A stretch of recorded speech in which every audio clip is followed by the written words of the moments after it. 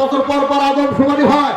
এই স্বৈরাচারী সরকার আমাদের আদম নবীর নাম ভুলানোর জন্য আদমশুমারিটাকে পরিবর্তন করে গণশুমারি করেছে, জনশুমারি করেছে, যেন আদম নবীর নাম নিতে না পারি। এই 10 বছর পর আদমশুমারিতে আমরা 90 ভাগ মুসলমান, 90 ভাগ মুসলমান যদি বাংলাদেশে থাকে, ইসলাম কই? ইসলাম যেহেতু নাই, আমরা মুসলমান কোথায়? কোরআনের পক্ষে থাকলে পারে, নবীর পক্ষে থাকলে পারে, ইসলামের পক্ষে থাকলে পারে, হাজারো বাধা নেবে, সকল বাধা অতিক্রম করে মন্দিরে মাকসুদ হবে। যদি হাত যায় যাবে, পা যায় যাবে, শরীর যায় যাবে, 100 রক্তের পরিচয় যদি হয়, সেই রক্ত দিতে কারা কারা প্রস্তুত আছে? 2 হাত করে দেখো।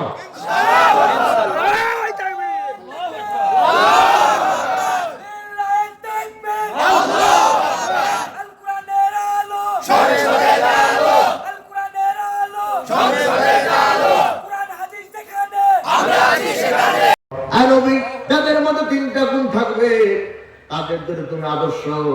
1 নাম্বার, যারা মনে করে আল্লাহর সঙ্গে দেখা করতে হবে, যারা মনে করে আল্লাহর সঙ্গে সাক্ষাৎ করতে হবে, যারা মনে করে আল্লাহর সঙ্গে মোলাকাত করতে হবে, হবে কিনা? ভালো করে কেন দেখেন, বন্ধু বন্ধুর বাড়ি যায়, মিষ্টি নিয়ে যায়, বন্ধু বন্ধুর বাড়ি যায়, ফলমূল নিয়ে যায়, আল্লাহর বাড়ি যাবো কি নিয়ে? একটাবার চিন্তা করো দেখিলেন। মনে রাখবেন, পাসপোর্ট ভিসা ছাড়া যেমন বিদেশ গমন করা যায় না, সত্য ঈমান আর আমল করে আল্লাহর জান্নাত যাওয়া যাবে যাবে না। তাহলে 1 নাম্বার, নবী হবে আদর্শ তাদের জন্য যারা মনে করে আল্লাহর সঙ্গে দেখা করতে হবে। 2 নাম্বার, ওয়াল ইয়াউমাল আখিরাত, যারা মনে করে এই দুনিয়া না, এরপরে আখিরাত বলতে একটা কিছু আছে। অমর খৈয়ামের মুরিদ হয় নাই, এ কথা বলে নাই, নগদ যাবো হাত পেতে নাও, বাকির খাতা শূন্য থাক, দূরের বাদ্য কিলাপ শুনে মাঝখানে দেবে যায় ফাঁক। এই বেলা ভাই মদ খেয়ে নাও, কালি দিতে ভরসা কই, চাঁদিনী জাগিবে যুগ ধরি, আমরা তো রব না সই। মরে গেলে জান্নাতে হুর পাবো কিনা পাবো, সেই বাকিরা সাইমা থেকে দুনিয়াতে টাটকা হুরগুলি ঘুরে বেড়াচ্ছে। ওরে ধরো আর ধর্ষণ করো, ধরে বলো নাউযুবিল্লাহ। আখিরাত কি দিয়ে বোঝাবো? দুনিয়ার 50,000 বছর আখিরাতের একদিনের সমান। আটলান্টিক মহাসাগরে একটা সুদ যদি নিক্ষেপ করে, ওই সুদের ছিদ্রে যে পানিটি উঠে আসবে, ওই পানি হলো দুনিয়া। আটলান্টিক মহাসাগরের পানি হলো পরকাল। আপনাদের কি যে বোঝাবো? হাট, রামচন্দ্রপুর, টাঙ্গিরপাড় এলাকার সব কোটি সুখী মানুষকে 1 সেকেন্ডের জন্য যদি জাহান্নামে রাখা হয়, আর জাহান্নাম থেকে বের করে যদি বলা হয় তুমি কি দুনিয়ার সবচেয়ে সুখী মানুষ নও, বলা হয়েছে 1 সেকেন্ডের জাহান্নামের তীব্রতা, জাহান্নামের গভীরতা, জাহান্নামের উষ্ণতা ভোগ করার কারণে সে যে সুখী ছিল, এটা মুহূর্তের মধ্যে ভুলে যাবে। আল্লাহ আমাদেরকে সেই জাহান্নাম থেকে বাঁচান, বলেন আমিন। ওয়াযাকার আল্লাহ কাসীরা, অধিক মাত্রাতে আল্লাহকে স্মরণ করে। আল্লাহ বলছে আমার নবী হলো তাদের জন্য আদর্শ। এখন বলেন তো, বিয়ে শাদীতে স্মরণ চলবে কার? আল্লাহ। বিয়ে শাদীতে যদি আল্লাহ স্মরণ থাকে, তাহলে কি যৌতুক চলতো নাকি? যৌতুক আছে না? কিন্তু ছেলে আছে যৌতুক নেবে না, তাও স্বামী, তাও মানে শ্বশুর জোর করে দেয়। জামাই বলতেছে আমি যৌতুক নেবো না, শ্বশুর বলছে রাখো বাবা। বারবার বলার কারণে টাকাটা আপনি নেবেন। তবে আপনাকে পরামর্শ দিয়ে গেলাম, ওই টাকাতে আপনি টয়লেট নির্মাণ করবেন। বলবেন হুজুর এত কিছু বাদ দিয়া টয়লেটের কথা বললেন কেন? এই জন্য বললাম, দাম্পত্য জীবনে ঝগড়া লাগলে পরে স্ত্রী বাপের বাড়ির টাকা পুরোনো দিবেই, তখন আপনি ঠাস করে বলে দিবেন তোর বাবার টাকায় টয়লেট করি। কথা কি বুঝলেন? তাহলে ব্যবসাতে স্মরণ করতে হবে কাকে? জীবনে বাজার খুব কমই করেছে, ছোট ভাই বাজার করে, ওদের টাকা দিয়ে দেয়, ছোট ভাই বাজার করে। একদিন বাজারে গেলাম গোস্ত কেনার জন্য। ভালো করে বুঝেন, ভালো গোস্ত কিনতে হলে কষাই সারতে হবে। কষাই যদি না সাজেন তাহলে আপনাকে ঠকাই দিবে। আমি দেখি 1 কেজি গোস্ত নিব, যেই পাল্লাতে বাটকারা ওই পাল্লাটা উপরে উঠে আছে, আর যে পাল্লায় গোস্তটা ওই পাল্লা নিচে নেমে আছে। মনে হয় 1 কেজি কত বেশি দিল, সাইড থেকে আবার হাড় হুড্ডি যা আছে তাও আবার তুলে দিল। যদি বলি এত দিলেন কেন? হুজুর মানুষ খেয়ে দোয়া করেন। মনের মধ্যে সন্দেহ হলো, বাড়ি থেকে ভেবে দেখি কিসের বেশি, আসল 1 কেজি থেকে 200 টাকা কম। ঠিক আছে না? তাহলে ব্যবসাটা স্মরণ করতে হবে কাকে? এরপরে মানুষের জমিদার কারোর সময় স্মরণ করতে হবে কাকে? ইতে বুঝাবো, আজ থেকে 20 বছর আগে আপনার জমির আইল আর আমার জমির আইল দিয়ে মোষের গাড়ি যেত। এখন আপনিও আইল কাটতেছেন, আমিও আইল কাটতেছি। আল কাটতে কাটতে এমন হয়ে গেল ভ্যান গাড়ি যায়। আপনিও কাটতেছেন, আমিও ছাড়তেছি। এখন সাইকেল যায়। আপনিও কাটতেছেন, আমিও ছাড়তেছি। এখন পায়ের কোন রকম হাঁটা যায়। এখন আপনিও ছাড়তেছেন, আপনিও ছাড়তেছেন। মানুষও যেতে পারে না, কোন রকম সাপ যেতে পারে, ঠিক কিনা? আল্লাহ নবী বলেছেন, এই যে মানুষের জমি অবৈধভাবে দখল করে নিলে কিয়ামতের ময়দানে এই জমি তোমার কাঁধে ঝুলিয়ে দেওয়া হবে। তুমি বহন করো কত পারো। বলে বলেন ঠিক না? তাহলে নবীজি বললেন, আল্লাহ বললেন, যারা মনে করবে আমার সঙ্গে সাক্ষাৎ করতে হবে, যারা মনে করে পরকাল বলতে একটা কিছু আছে, আর যারা আমি আল্লাহকে অধিক মাত্রা স্মরণ করে, নবী তুমি তাদের জন্য আদর্শ। তার নবীজির চরিত্র ভালো, আদর্শ ভালো। এখন যদি বলি আসো সেই নবীর দল করি, তখন আপনারা বলবেন হুজুর ওয়াজ ভালোই লাগতেছিল, এখন আপনি রাজনীতি করতেছেন। নবীজির কথা শুনে, নবীজির ব্যথা শুনে, নবীজির কথা শুনে, নবীজির ব্যথা শুনে সবাই কাঁদে, কিন্তু নবীর সমাজ গড়ার কাজে যত দ্বন্দ্ব হোক মনে বাঁধে। ঠিক তবে ঠিক আমার ভাইয়ের ভালো করে গান লাগান। নবীজি এলো, পাওনাদারেরা এলো। নবীজি ডাকতে বলে, তবে বাড়িতে কোনো কিছু আছে নাকি? যাবে বল নাই, হুজুর নাই। নবীজি বল কিছু কি নাই নাকি? দামের চিন্তা করলো, একবার বললাম নাই, নবীজি আবার বলো নাই নাকি? তাই দেখি কোনো কিছু আছে নাকি। বাড়ির মধ্যে গেলে কয়েকটা খেজুর। নবীজি বললেন, ওই খেজুর গুলি বিসমিল্লাহ বলে আমার ডান হাতে তালুতে রেখে দাও, আর পাওনাদারদেরকে বলে দাও লাইন হয়ে দাঁড়াতে। ওরা যে পরিমাণ খেজুর পায় সেই পরিমাণ খেজুর যেন আমার হাত থেকে নিয়ে যায়। আল্লাহে সকল পাওনাদারেরা সম পরিমাণ খেজুর নিয়ে গেল, কিন্তু জাবের যে কয়টা খেজুর নবীর হাতে রেখেছিল ওখান থেকে একটা খেজুরও কমে নাই। আর আমার নবী রহমতের নবী। দলিল হলো সূরা দিয়ে 107 নম্বর আয়াত, ওয়ামা আরসালনাকা ইল্লা রাহমাতাল লিল আলামিন। আকাশের এই তারাগুলি ঝিলিমিলি ঝিলিমিলি, আকাশের এই তারাগুলি ঝিলিমিলি ঝিলিমিলি জ্বলছে, কাছে কাছে ফুলগুলি, কাছে কাছে ফুলগুলি সৌরভে দুলছে। রাসূল এসেছে, হাবিব এসেছে, নেতা এসেছে, রহমত এসেছে। জোরে বলেন মারহাবা। নবীজির রহমত তার দুইটা কথা বলি। এক নাম্বার, মসজিদ পাকাকরণ করা হলো, মসজিদের মেম্বার পাকাকরণ করা হলো। পাকা মেম্বারে বসে নবী খুতবা দিবেন। হঠাৎ করে নবীজি কান্নার আওয়াজ পেলেন। সাহাবায়ে কেরামদেরকে বললেন, সাহাবারা কে যেন কাঁদে দেখো। সাহাবায়ে কেরাম গিয়ে দেখে খেজুর গাছের গুল কান্নাকাটি করতেছে। নবীজি বললেন, সাহাবারা ওই খেজুর গাছের গুলকে আমার কাছে নিয়ে আসো। খেজুর গাছের গুলকে নবীজির কাছে নিয়ে আসা হলো। নবীজি বলে, খেজুর গাছের গুল কান্নাকাটি করা ভুল। বললাম, আমি মুহাম্মদ রাসূল, কান্নাকাটি করো কেন?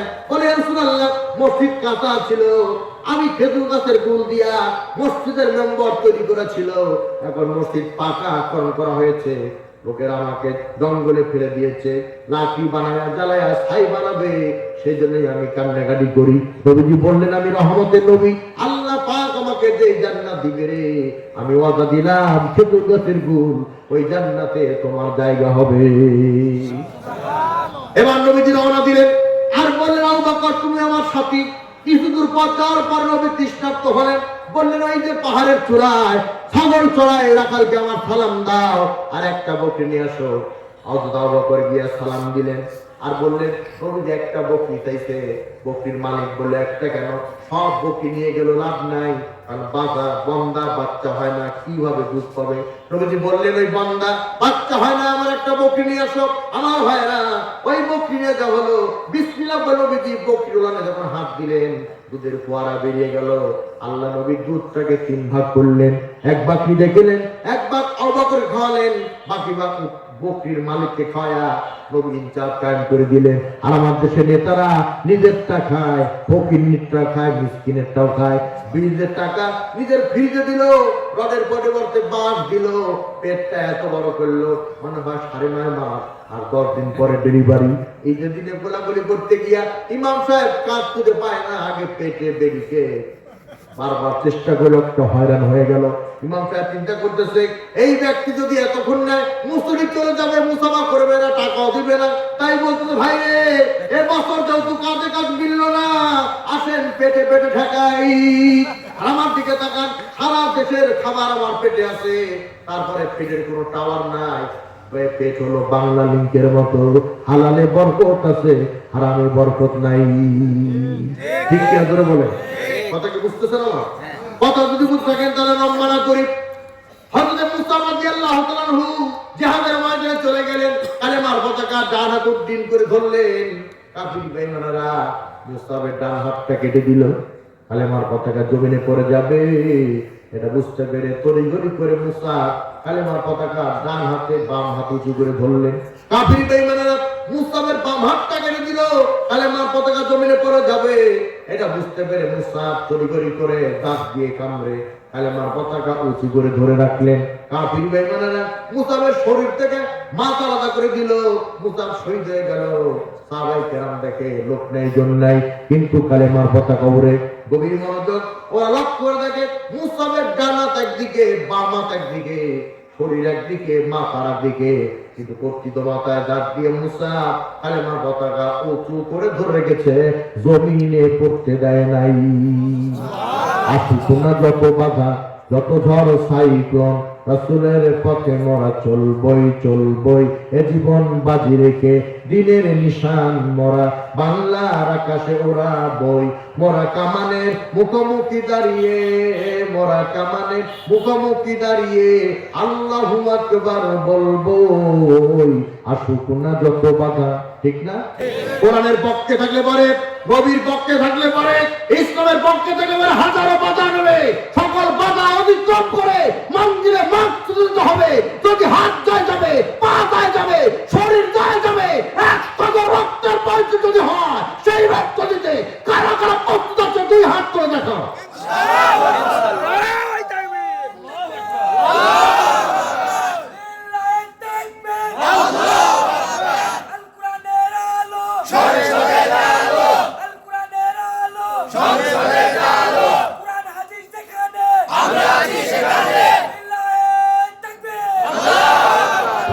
খুব খুশি হলাম।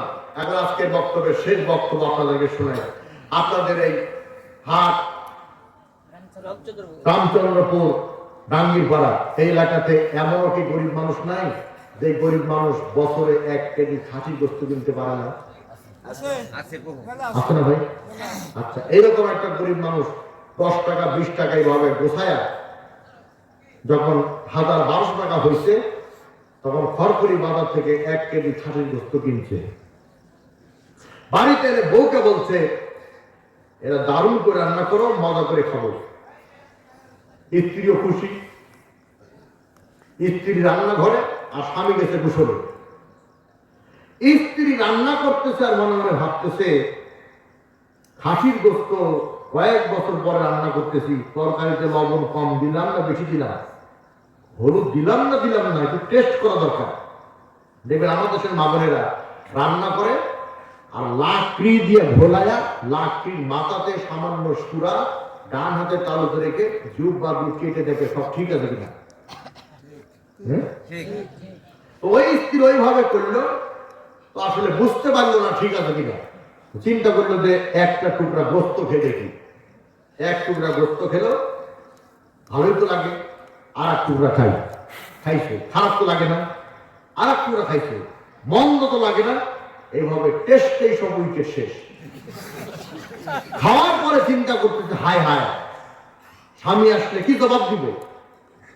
তো মেয়ে মানুষ কি জবাব দিবে সেটা আগে থেকে রেডি করে রাখে। দেখবেন আমার দেশের মেয়েরা যদি কেটে দেয়, তো মেম্বার চেয়ারম্যান সব মেয়ের পক্ষে, ঠিক না? আমার স্ত্রীর কথা বলি, রংপুর থেকে ওয়াজ করে বাড়ি এসেছি রাত 4টা বাজে, মেজাজ খুব ফুরফুরা মেজাজ। আমার বউ বুঝতে পারছে যে হুজুর খুব খুশি, তো বলতেছে তোমাকে একটা কথা বলবো, বলাই হয়নি, বলো। বলতেছে আগামী শুক্রবারে আমার আব্বা আসবে। তার সমস্যা কি? সমস্যা হলো এই, আমার আব্বা পোল্ট্রি শরীর খায় না। কি খায়? কবুতর খায়। ঠিক আছে, আনা হবে। বলতেছে সমস্যা তো হয়েই গেল। কি সমস্যা? তো বলতেছে ইয়ে আমার মাও সাথে আসবে। তার তো অসুবিধা কি? তো বলতেছে আমার মা কোনো বস্তুই খায় না, আমার মা খায় শিং মাছ। ঠিক আছে আনা হবে। আমি বাজার করে দিলাম, স্ত্রী রান্না করলো, আমার শ্বশুর শাশুড়ি সুমানে খাচ্ছে, আমি খাট থেকে দেখতেছি। আমার বউ বলতেছে আর এক পিস লও মা, আর এক পিস লও বাবা। না না মা পেট ভরে গেছে আমি নিবো না, না এক পিস খাও। এভাবে দিয়ে খাওয়াচ্ছে। আমি সুযোগ বুঝে একদিন বললাম এই যে রামচন্দ্রপুরে ডাঙ্গিপাড়া আমার একটা গরিব বোন আছে না, গরিব বোন আছে, ওই বোন আগামী শুক্রবারে আসবে। এটা শুনে স্ত্রী মুড অফ, কোনো কথাই নেই। কিন্তু বোন যখন এসেই গেছে, আমি বাজার করে দিয়েছি, আমার বোন খেতে বসেছে, আমি একটু বাইরে গিয়ে দেখতেছি স্ত্রী কি করে। আমার স্ত্রী অভিনয় করে বলতেছে তোমার ভাইয়ের এই বছর ওয়াজ খুব একটা বেশি না, আমার ওয়াজে যা যায় হাতিয়া পায় না, কত কষ্ট করে সংসার চালাই, আমি জানি আর আমার আল্লাহ জানে। তার মানে কি? তার মানে হলো খাওয়া দাওয়া করে বিদায় হও, থাকা চিন্তা করো না। কোন বউ যদি এরকম আচরণ করে আপনার বোনের সাথে, তাহলে আপনি আপনার বোনকে গোপনে টাকা দিবেন আর বাড়ি এসে বউকে মিথ্যা কথা বলবেন, জায়েজ আছে। ঠিক তাই আবার প্রত্যেক দিন না, বুঝে শুনে মানুষ ধরা খাওয়া যাবে না, ঠিক আছে না? চিন্তা করতেছে কি করা যায়, স্বামীকে কি বুদ্ধি দিব, কি বুঝাবো। ইতিমধ্যে স্বামী খেতে বসেছে, ভাবি আছে, ভর্তা আছে, চাউল আছে, সব আছে, আসল মাল নাই। আসল মালটা কি? কিসের গোস্ত? খাসির গোস্ত। তো স্বামী মিস কল মারতেছে, এর মানে হলো কই রে খাসির গোস্ত কই? স্ত্রী বলতেছে এখন বলার মুখ্যম সময়, এখন না বললে এবার বলবো কখন? বলতো স্বামী গো দুঃখের কথা কি বলবো, তরকারি রান্না করে নিতে রেখেছি, আকাশে ঘন মেঘ, বৃষ্টি আসতে পারে, তোমার সেরা লুঙ্গি ভিজে যাবে, এই জন্য আমি লুঙ্গি উঠাতে গেছি। এরই ফাঁকে একটা বিড়াল এসে ঢাকনা ফেলে দিয়ে গোস্ত যাচ্ছিল সব খেয়ে গেছে, চুলা যাচ্ছিল ফেলে দিয়েছি, ওইটা খাইলে তোমার অসুখ হবে বলে। স্বামী দীর্ঘ একটা নিঃশ্বাস ফেলে বলতে হাই রে, এতদিন পরে খাসি গোস্ত তারপর দিলে নাই, কি করবে বউ মারে? ভাবি গিয়ে খায় আর মনে মনে হবে আমি খাসির গোস্তই খাচ্ছি। হঠাৎ করে খাটে নিচে কিন্তু খরবার করতেছে, হট করে ধরে দেখে বিড়াল। ডাক দিয়ে বলছি স্ত্রী এই বিড়াল খাইতে? বলে হ্যাঁ। দাড়ি নিয়ে আসা হলো, দাড়ির একদিকে 1 কেজি বাটকা, আর দিকে বিড়াল। ওজন করে দেখা যায় বিড়ালের কেজি বাটকা। ডাক দিয়ে বলতেছে স্ত্রী এই যে যদি বিড়াল হয় তাহলে গোস্ত কই? এইটা যদি গোস্ত হয় তো বিড়াল তো। স্ত্রী কোনো কথা বলে না, আমি বুঝতে পেরেছে গোস্ত খাইছে 4 পাওয়ালা নাকি 2 পাওয়ালা, বুঝতে কি বাকি আছে? আশির জন্য বলিনি 10 বছর পর পর আদম শুমারি হয়। এই স্বৈরাচারী সরকার আমাদের আদম নবীর নাম ভুলানোর জন্য আদম শুমারিটাকে পরিবর্তন করে গণশুমারি করেছে, জনশুমারি করেছে, যেন আদম নবীর নাম নিতে না পারি। এই 10 বছর পর আদম শুমারিতে আমরা 90 মুসলমান, 90 মুসলমান যদি বাংলাদেশে থাকে, ইসলাম কই? ইসলাম যেহেতু নাই, আমরা মুসলমান কোথায়?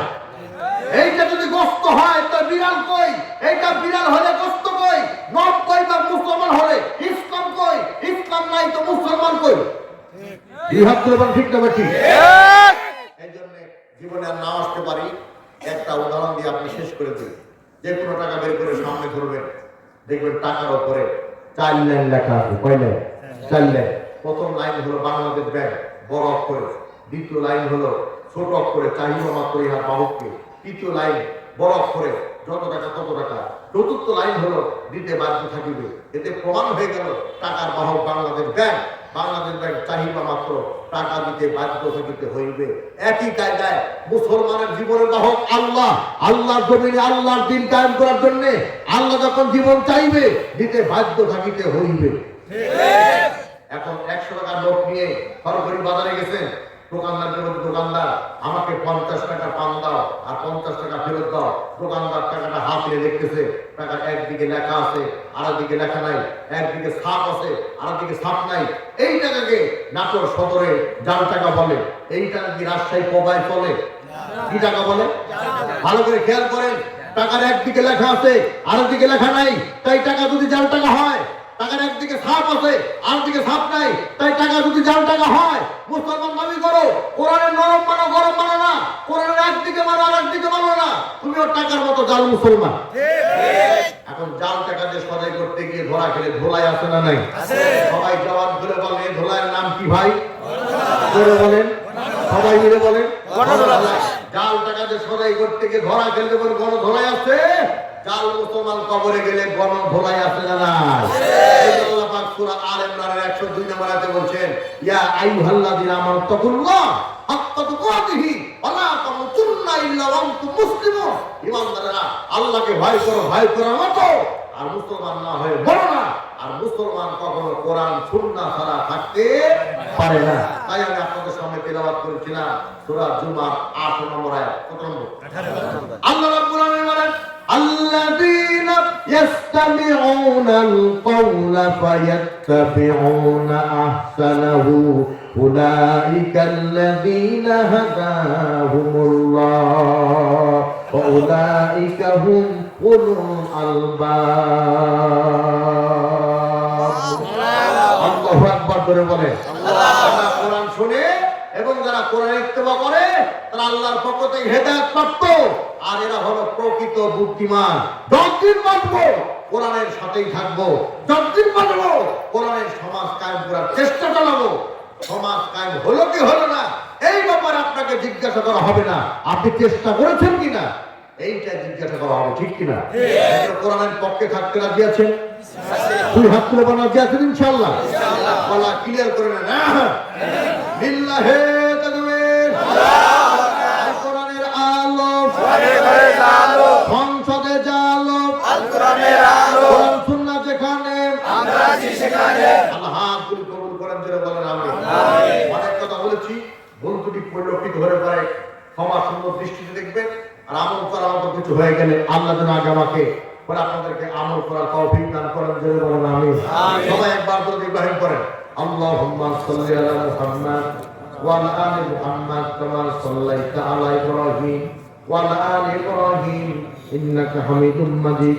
আল্লাহুম্মা বারিক আলা মুহাম্মাদ ওয়া আলা আলি মুহাম্মাদ কামা বারাকতা আলা ইব্রাহিম ওয়া আলা আলি ইব্রাহিম ইন্নাকা হামিদুম মাজিদ।